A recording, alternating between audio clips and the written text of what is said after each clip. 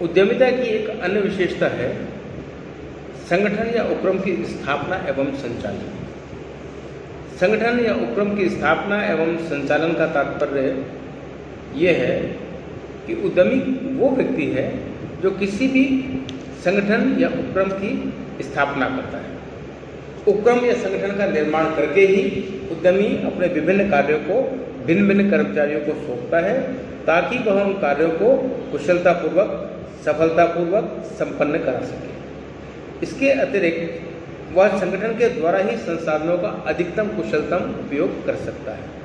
वस्तुतः संगठन उद्यमिता के लक्ष्यों को प्राप्त करने का एक प्रभावी उपकरण है। उद्यमिता में आप पहले संगठन की स्थापना करते हैं, निर्माण करते हैं, फिर कर्मचारियों की भर्ती और कर्मचारियों के माध्यम से विभिन्न विभागों में कार्य करवाया जाता है।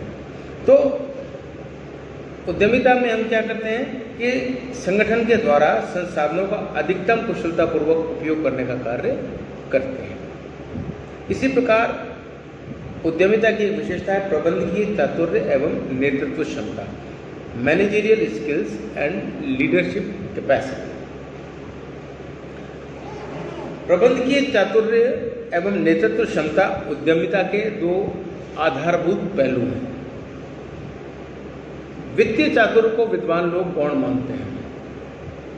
उनका मानना है कि वही व्यक्ति सफल उद्यमी बन सकता है जिसमें धन कमाने की लालसा जो होती है और संचित करने की जो लालसा होती है वो अपेक्षाकृत प्रबंध एवं नेतृत्व क्षमता से अधिक होती है।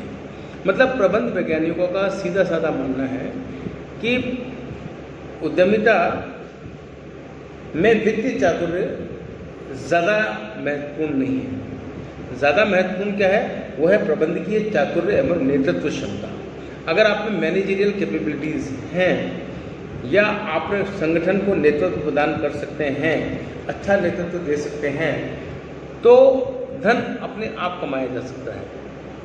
जो व्यक्ति वित्तीय चातुर्य रखता है लेकिन प्रबंधकीय ज्ञान उसको नहीं है या जिसमें नेतृत्व क्षमता नहीं है, वो व्यक्ति अच्छा बिजनेसमैन या अच्छा उद्यमी या अच्छा एंटरप्रेन्योर साबित नहीं होगा।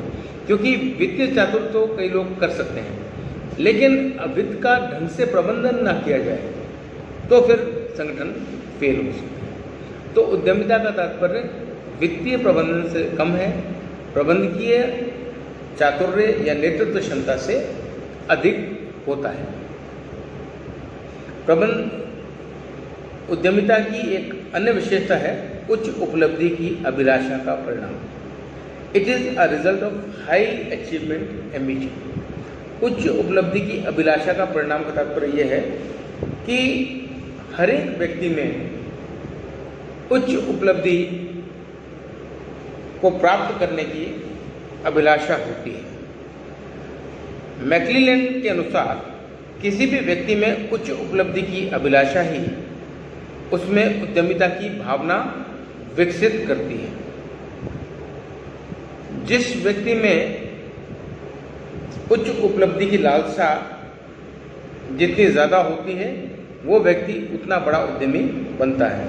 प्रायः यह देखा गया कि विकासशील देशों की लोगों की तुलना में विकसित राष्ट्र के लोगों में उच्च उपलब्धि की अभिलाषा अधिक होती है। फलतः वहाँ उद्यमिता का विकास भी अधिक होता है। उच्च उपलब्धि की अभिलाषा का तात्पर्य यह है कि आप हाई अचीवमेंट में विश्वास करते हैं। जैसे आज से बहुत साल पहले अंबानी ग्रुप के चेयरमैन स्वर्गीय धीरूभाई अंबानी ने कहा कि मैं भारत के प्रत्येक नागरिक के हाथ में मोबाइल फ़ोन देखना चाहता हूँ। और ये परिकल्पना उन्होंने उस समय की, ये उच्च उपलब्धि की आकांक्षा उन्होंने उस समय की जब देश में मोबाइल फ़ोन न के बराबर थे। लोग उनको समझ नहीं पाए। लोगों का मोबाइल फ़ोन तो अमीरों की बात है, गरीब आदमी तो मोबाइल रख ही नहीं सकता, उसके पास पैसे ही नहीं।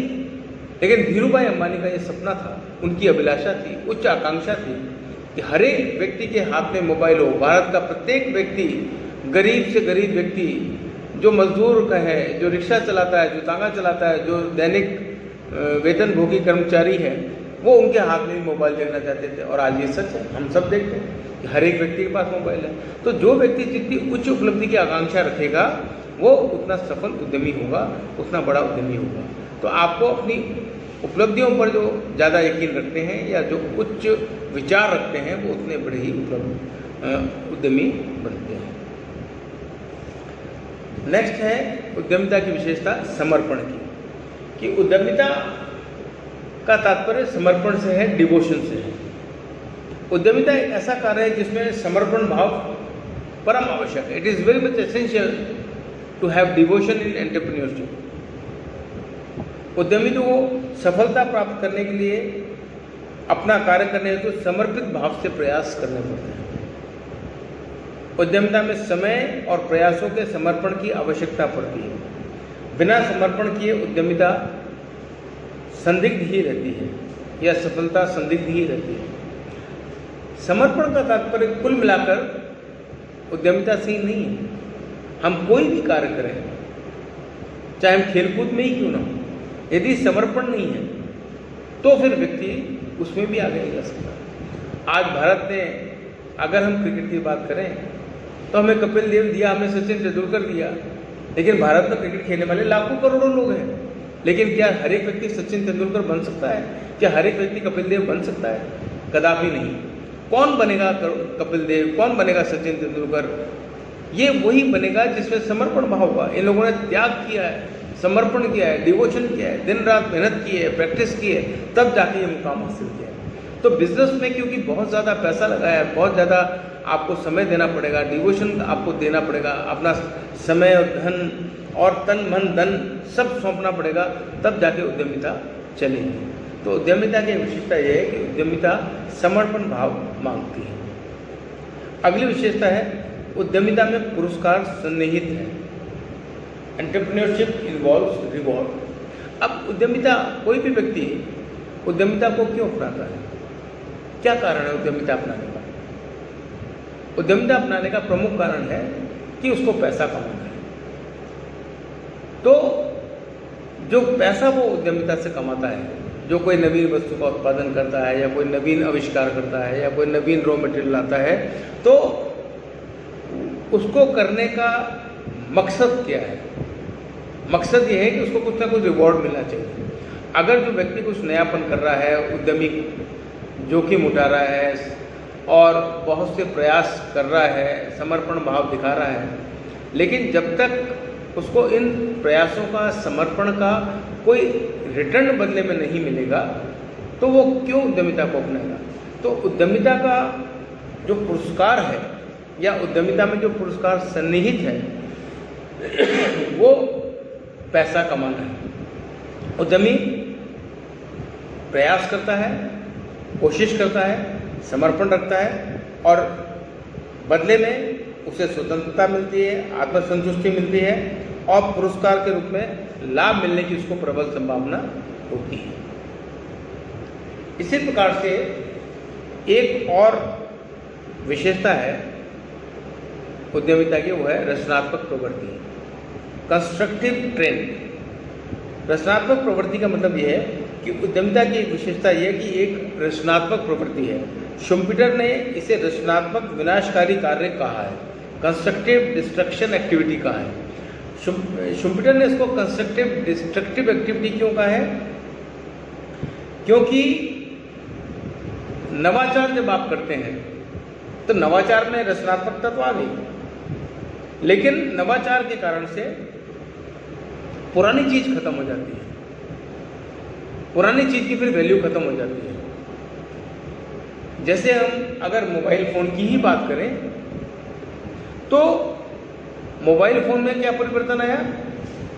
पहले मोबाइल फोन टच स्क्रीन नहीं थे, स्मार्टफोन्स नहीं थे, सिंपल बेसिक फोन्स थे और लोग उनसे काम चलाते थे।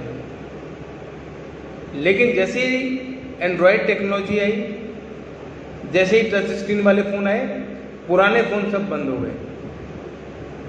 तो कहने का तात्पर्य यह है कि ये एक रचनात्मक प्रवृत्ति है और शुम्पीटर इसको रचनात्मक विनाशकारी कार्य क्यों कहा?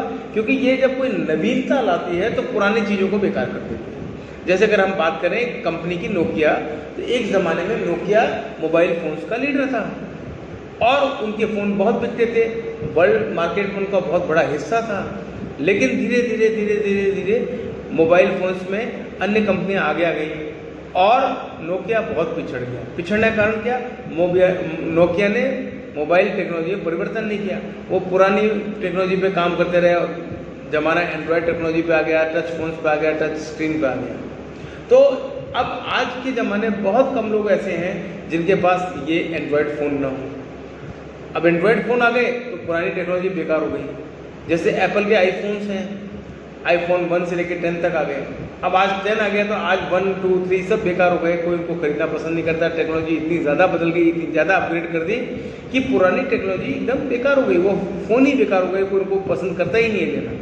तो ये कहने का तात्पर्य है कि उद्यमिता एक रचनात्मक प्रवृत्ति है। एक और विशेषता है उद्यमिता की और वह है यह एक व्यवहार है, इट इज़ अ प्रैक्टिस। प्रबंध विशेषज्ञ ड्रकर ने बहुत ही उपयुक्त लिखा है कि उद्यमिता न विज्ञान है न कला है। It is neither science nor art. न ये विज्ञान है न ये कला है, यह तो एक व्यवहार है, it is a practice. Peter Drucker ने कहा कि entrepreneurship is neither a science nor a art, it is a practice. यह एक व्यवहार है।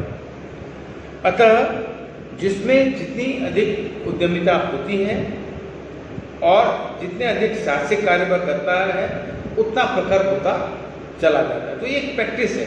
जैसे अपन इंग्लिश में कहते हैं कि practice makes a man perfect, कि आप जितना अभ्यास करेंगे, जितनी प्रैक्टिस करेंगे उतना परफेक्शन आएगा, उतना आप सुधार करेंगे।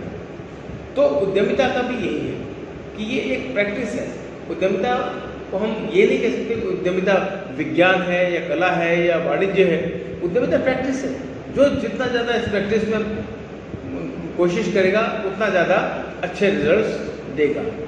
तो प्रैक्टिस कर करके हर एक व्यक्ति एकदम प्रतिभा संपन्न बन सकता है। खेलों में भी होता है, हम जितना प्रैक्टिस करते हैं उतना हम ऊंचे जाते हैं, जितना कम प्रैक्टिस करते हैं उतना हम नीचे जाते हैं। तो व्यवसाय में भी ये, उद्यमिता में भी है कि जितना आप साहसिक कार्य करेंगे उतना ही आगे जाएंगे, उतने ही प्रखर होते चले जाएंगे।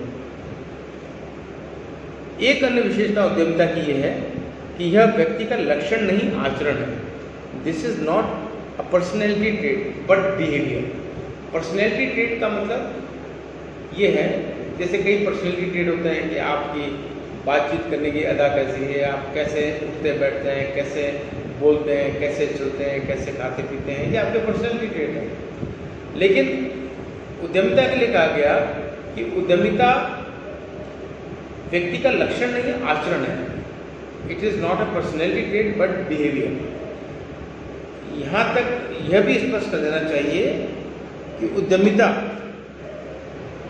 किसी व्यक्ति का लक्षण नहीं, उसका आचरण है। जो व्यक्ति आचरण में जितना अधिक जोखिम उठाता है, नव प्रवर्तनकारी एवं सृजनात्मक कार्य करता है, उतना बड़ा उद्यमी माना जाता है। उद्यमिता की एक अन्य विशेषता है, ये सिद्धांतों पर आधारित है, अंतर्ज्ञान पर नहीं। It is based on principles not on intuitions. Intuition मतलब अंतर्ज्ञान। अब उद्यमिता किस पर आधारित है? उद्यमिता जैसा बताया गया कि ये प्रिंसिपल्स पर आधारित है, ये कुछ सिद्धांतों पर चलती है। उद्यमिता के अपने कुछ मौलिक सिद्धांत हैं जिन सिद्धांतों पर उद्यमिता कार्य करती है। अब उद्यमिता के सिद्धांत अपनी जगह है, ये उन्हीं पर चलती है। उद्यमिता में हम कह सकते हैं कि अंतर्ज्ञान का कोई ज़्यादा महत्व नहीं है, इंट्यूशन का महत्व नहीं है। कई लोग इंट्यूशन के आधार पर काम करते हैं, अंतर्ज्ञान के आधार पर काम करते हैं। जैसे मैं कहता हूँ कि आज बारिश आएगी, मुझे बाहर नहीं जाना चाहिए, ये मेरा अंतर्ज्ञान है, मुझे ऐसा लग रहा है बारिश आएगी और मुझे बाहर नहीं जाना चाहिए, लेकिन ये कोई साइंटिफिक रिसर्च पे बेस नहीं है। लेकिन हाँ, अगर मौसम विज्ञान वाले कहते हैं कि आज बारिश आएगी तो वो अपने सिद्धांतों पर कहते हैं, वो उसको टेस्ट करते हैं, उनके पास टेस्टिंग प्रोसीजर्स हैं। उनको मौसम विज्ञान वाले डिपार्टमेंट जो है उनको पता लग जाता है कि आज बारिश आएगी या आज आंधी आएगी या तूफान आएगा। तो अगर वो कहते हैं तो वो एक साइंटिफिक बेस पे कहते हैं, उनके पास इन चीज़ों को मापने के पैमाने हैं। मैं कहता हूँ तो मैं अपनी अंतर्ज्ञान पे कह रहा हूँ, हो सकता है बारिश आए, हो सकता है ना आए, अगर मौसम विज्ञान वाला कह रहा है बारिश आएगी तो आ जाती है। तो बिजनेस भी यही है और एंटरप्रेन्योरशिप भी ये इसके अपने कुछ सिद्धांत हैं, बेसिक प्रिंसिपल्स हैं, और उन प्रिंसिपल्स के तहत ही उद्यमिता काम करती है। जो व्यक्ति सोचता है कि उद्यमिता हम इंट्यूशन के बेस पर कर लेंगे या अंतर्ज्ञान के आधार पर चला लेंगे व्यवसाय को, वो बहुत कम सफल होते हैं।